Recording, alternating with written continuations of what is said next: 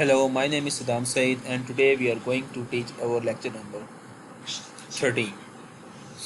तो स्टूडेंट्स ये लेक्चर थोड़ा सा डिले हो गया क्योंकि मेरी कुछ तबीयत ख़राब थी, इस वजह से लेक्चर में पहले अपलोड नहीं कर सका। तो आज इस लेक्चर को हम कवर करेंगे। इस लेक्चर के जो आज बेसिक हमारे पास जो पॉइंट्स हैं वो हैं, पेज नंबर आपका है बुक का 38 to 40। चैप्टर का यूनिट है fundamental of operating system. Topic जो हम आज रीड करेंगे वो हम interfaces of operating system use करेंगे, जो आपको असेसमेंट में इसके रेलेवेंट क्वेश्चंस या एक्टिविटी एक दी हुई है। तो इंटरफेसेस कौन से होते हैं, कमांड लाइन कौन से होते हैं, डॉस ऑपरेटिंग सिस्टम, फिर यूनिक्स की बात कुछ की जाएगी, फिर मेन्यू ड्रिवन फेस होते हैं, फिर नॉवल नेटवेयर होता है, फिर प्रोडॉक्स होता है। तो क्या ये सिस्टम्स हैं, किस तरह से काम करते हैं, और GUI और CLI के अंदर मेनली क्या डिफरेंस होता है, वो आज हम इस टॉपिक में डिटेल से देखेंगे। ऑपरेटिंग सिस्टम हर जब भी मैं लेक्चर डालता हूँ तो मैं स्टार्टिंग में बात कर लेता हूँ कि आपने किस तरह ऑपरेटिंग सिस्टम के बारे में हमने हर लेक्चर के अंदर सबसे पहले बात की कि ऑपरेटिंग सिस्टम हमारे पास क्या होता है। तो ऑपरेटिंग सिस्टम हमारे पास एक ऐसा मैकेनिज़्म है जो आपके हार्डवेयर और आपके सॉफ्टवेयर के बीच में एक फ्लो को कंट्रोल रखता है। ये एक ऐसा प्रोग्राम है कि जो आपके सारे कंप्यूटर के जो सिस्टम हैं उसको मैनेज कर रहा है। इसके अलावा अगर आप देखें तो ऑपरेटिंग सिस्टम जो है वो अलाउ करता है आपके को यूज़र को कम्युनिकेशन करता है आपकी ऑपरेटिंग सिस्टम के साथ। उसके बारे में हम डिटेल में पहले भी बहुत सारी बातें पढ़ चुके हैं। तो यूज़र इंटरफेस की अगर हम बात करें तो यूज़र इंटरफेस हमारे पास एक्चुअली क्या आता है, तो दो लफ्ज़ में अगर आप देखें, यूज़र और इंटरफेस। यूज़र जो आप हैं और इंटरफेस जो आपकी स्क्रीन है। तो आपको किस तरह की स्क्रीन ज़्यादा पसंद आएगी, एक्चुअली हम इसके बारे में थोड़ा बात जो है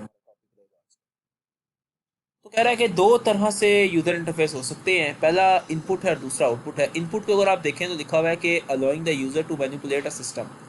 कि मैनिपुलेट का मतलब क्या है कि आप कोई भी चेंजिंग कर सकते हैं, इनपुट दे सकते हैं। आपने कैलकुलेटर ओपन किया हुआ है तो वहाँ पे आप वैल्यूज एंटर करते हैं, यानी कि आप इनपुट देते हैं, तो यूज़र की मर्ज़ी है वो कुछ भी एंटर कर सकते हैं। आउटपुट का मतलब क्या है कि ऐसी आउटपुट जो कंप्यूटर या आपका ऑपरेटिंग सिस्टम आपको दिखाएगा। अगर आप यहाँ से देखें तो allow the system to indicate the effect of user manipulation, कि जो भी इफेक्ट होगा मैनिपुलेशन का यूज़र का, जो ऑपरेटिंग सिस्टम आपको आपकी इनपुट की बेस पे जो भी उसने ऑपरेशन परफॉर्म करने हैं वो करेगा और आपको स्क्रीन पे रिज़ल्ट शो करवाएगा। अब यहाँ पे देखें तो दो टाइप्स होती है हमारे पास इंटरफेस। पहली टाइप्स हमारे पास है CLI, यानी जिसे आप कहते हैं कमांड लाइन इंटरफेस। दूसरी आपके पास मौजूद है GUI, जिसे कहते हैं ग्राफिक यूज़र इंटरफेस। अब ये क्या होती है कमांड इंटरफेस, क्या होती है? कहता है कमांड इंटरफेस एक ऐसा मैकेनिज्म है, एक ऐसा इंटरेक्टिंग कंप्यूटर ऑपरेटिंग सिस्टम करता है जिससे हमें सिर्फ टाइपिंग करनी होती है। आप नोटपैड ओपन करते हैं, नोटपैड ओपन कर जस्ट टाइप कर रहे हैं, या आप बेस्ट एग्जांपल ले लें कमांड प्रॉम्प्ट की। कमांड प्रॉम्प्ट की अगर आप कंप्यूटर में जाएं और स्टार्ट में जाके वहाँ पे CMD लिख के एंटर करें तो आपके पास ब्लैक कलर की स्क्रीन ओपन आएगी। वो ब्लैक स्क्रीन पे क्या हो रहा है कि अगर आप इसको बंद करना है तो वो आप लिखेंगे EXIT एग्जिट। अगर हमें उसे बड़ा करना है तो आप MODE स्पेस 1000 लिखेंगे तो वो स्क्रीन बड़ी हो जाएगी। तो कहने का मकसद क्या है कि आप वहाँ पे जस्ट कीबोर्ड की ही मदद ले सकते हैं। आप वहाँ पे जस्ट टाइपिंग कर सकते हैं कोई भी एक्शन परफॉर्म करने के लिए। नुकसान क्या है? नुकसान ये है सबसे बड़ा कि इतनी ज़्यादा आपको जो कमांड्स हैं वो याद ही नहीं रहेंगी। दूसरा नुकसान कि आपको देखने में वो अच्छा नहीं लग रहा होगा, यार ये तो हर बार ही मुझे टाइप करना पड़ता, तो इसको मैं किस तरह से ज़्यादा इंटरफेस कर सकता हूँ। और अगर आप बहुत बिगिनियर हैं कंप्यूटर के अंदर, अगर आप अभी इस कंप्यूटर सीखना चाह रहे हैं या सीख रहे हैं, तो ये आपके लिए सूटेबल नहीं है। तो ये सारी जो मैंने आपको बात अभी उर्दू में बताई, ये सारी यहाँ पे इंग्लिश में बातें लिखी हुई हैं, आप इसको यहाँ से रीड आउट कर सकते हैं। कॉन्सेप्ट आपको क्लियर होना चाहिए। ये आपके सामने मैंने एक कमांड इंटरफेस एग्जांपल डाली है। आप अगर गौर करें तो ये एक विंडो बनी है। इस विंडो में अगर मुझे कोई ये लेट्स सपोज ये मुझे रिजल्ट है, ये जो एरो यहाँ पे मूव कर रही है रिजल्ट, तो देखें इसके लिए मुझे क्या करना पड़ा, एक ये लिखना पड़ा यहाँ पे DARC:/temp/x.ent। तो जब मैंने लाइन लिख के एंटर प्रेस किया तो मेरे पास ये रिजल्ट आ गया। इसी तरह मैंने जब इको लिख के हेलो वर्ल्ड एंटर किया तो मेरे पास हेलो वर्ल्ड प्रिंट हो गया। तो अब देखिए ये कमांड लाइन है, कमांड, ये मैंने कमांड दी, लाइन, एक लाइन के ऊपर इंटरफेस, ये इंटरफेस है।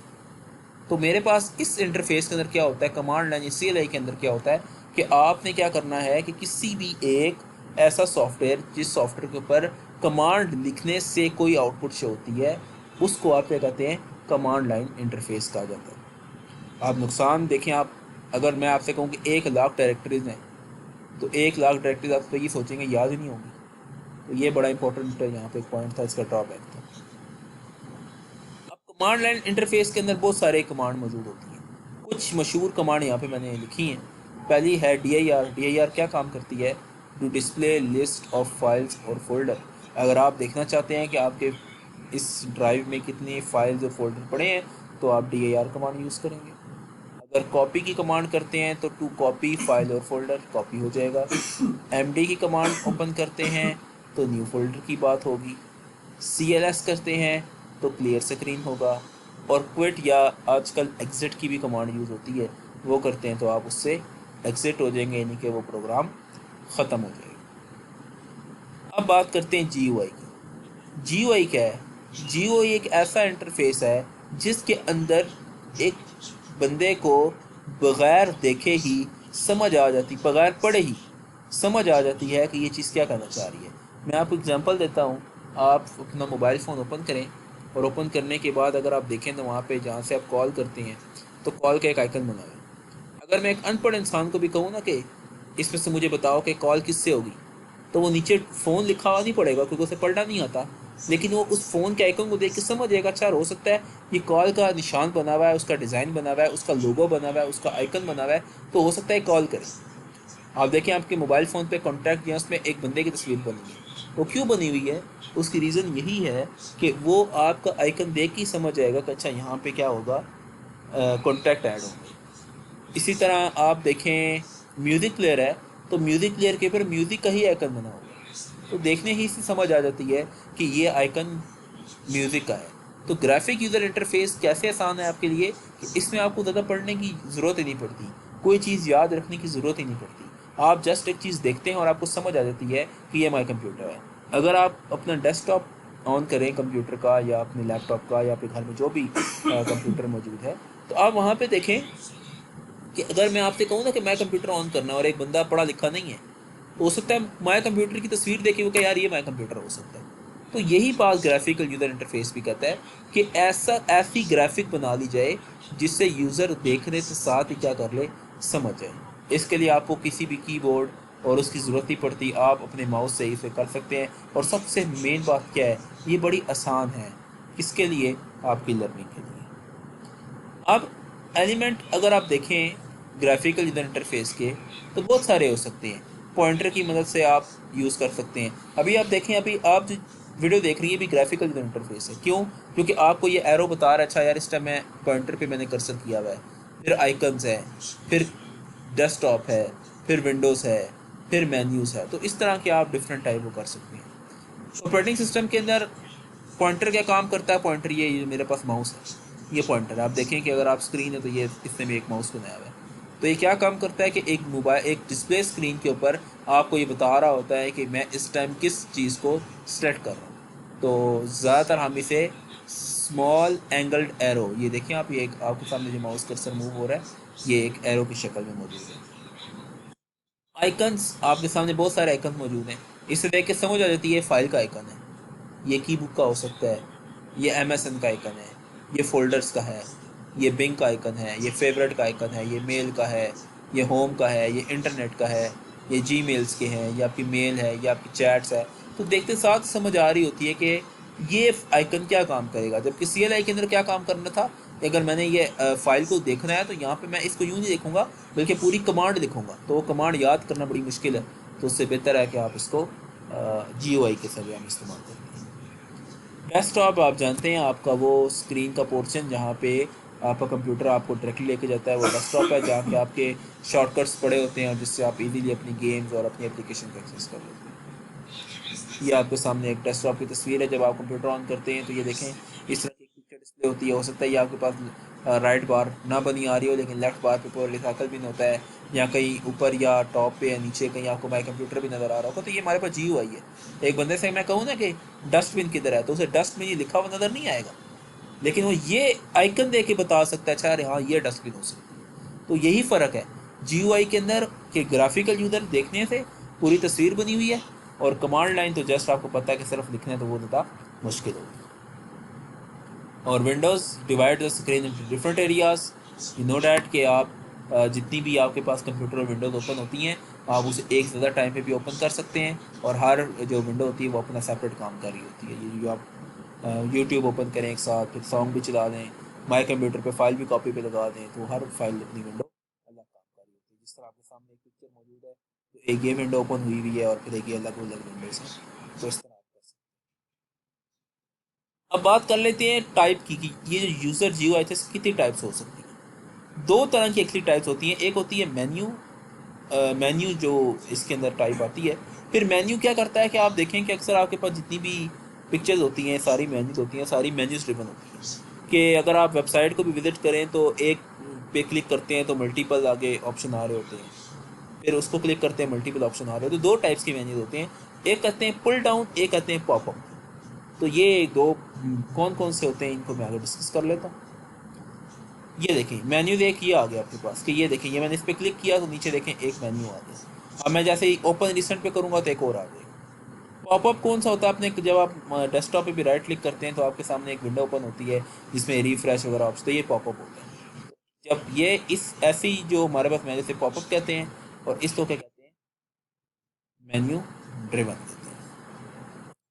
तो ये उसी कुछ ईवनेस और कंट्रोल लिखा हुआ है कि अगर आप CLI के अंदर ईवनेस देखेंगे तो कैसे हो सकती हैं, और GUI के अंदर होगी तो कैसे देख सकती हैं। इस तरह कंट्रोल की भी आप दोनों पढ़ सकते हैं। ये वही सारी बातें लिखी जो मैं आपको ऑलरेडी पढ़ा चुका हूँ। आप इसको रीड कर लें, पॉज करके वीडियो को यहाँ पे देख लें, और इन केस अगर कोई इश्यू होता है तो आप मुझसे पूछ सकते हैं। इसी तरह CLI के अंदर मल्टीटास्किंग भी होती है और GUI के अंदर मल्टीटास्किंग भी होती है। स्पीड का भी फ़र्क आ रहा है, और GUI के अंदर भी स्पीड का डिफरेंस आ रहा है। तो इसके रेलेवेंट आपके पास एक पूरी एक्टिविटी भी है, वो भी आपने परफॉर्म करनी। एग्जांपल अगर आप देखें तो हमारे पास MS DOS, Windows, Mac, Linux, Solaris, Android, और भी बहुत सारी एग्जांपल आप दे सकते हैं, लेकिन जो आज का लेटेस्ट इस्तेमाल हो रही है वो ये है। अब MS DOS हमारे पास जो इसका पूरा मतलब होता है वो होता है डिस्क ऑपरेटिंग सिस्टम। इसको माइक्रोसॉफ्ट ने इंक्रीमेंट किया था। इससे कमांड लाइन इंटरफेस कहते हैं। It does not support multiple user and multitasking. First version इसका 1981 में आया था, लेटेस्ट वर्जन 1995 में आया था। उसके बाद MS DOS आना बंद हो गया। उसके बाद फिर मज़ीद नए सॉफ्टवेयर आ गए जिन्होंने इसकी जगह ले ली। MS DOS की एक पिक्चर आपके सामने मौजूद है। आप देखें, अगर एक कोई कमांड लिखनी थी तो मुझे ये कमांड लिखनी पड़ती है, और ये कौन सा इंटरफेस है, ये CLI इंटरफेस है। मुझे कैसे पता, क्योंकि इसमें आपको प्रॉपरली कमांड लिखनी पड़ती है। असाइनमेंट देख लें आप। असाइनमेंट के अंदर अगेन 3 सवाल हैं, सिंपल से क्वेश्चन हैं ये। Write to 3 line command line and menu driven interface. आपने अपनी मर्जी से 2 से 3 लाइन्स दोनों कमांड लाइन और मेन्यू ड्रिवन के हवाले से लिखनी है, जो आपको समझ आई है इस लेक्चर से। क्वेश्चन नंबर 2 है, व्हाट डिफिकल्टीज स्टूडेंट में face if he she not a familiar with operating system of computer. क्या डिफ़िकल्टीज हो सकती हैं आपको जब आप फैमिलियर नहीं हो ऑपरेटिंग सिस्टम से, तो उस केस में क्या डिफ़िकल्टीज हो सकती हैं। और few examples of GUI and CLI के ग्राफिक यूज़र इंटरफेस और कमांड लाइन इंटरफेस की क्या क्या एग्जांपल हो सकती हैं, इसके बारे में आपने टीच करना है, और फिर एग्जांपल जो आपने वो लिखनी है। तो thank you student so much. Hope so आपका लेक्चर आज आपका समझ आ गया होगा।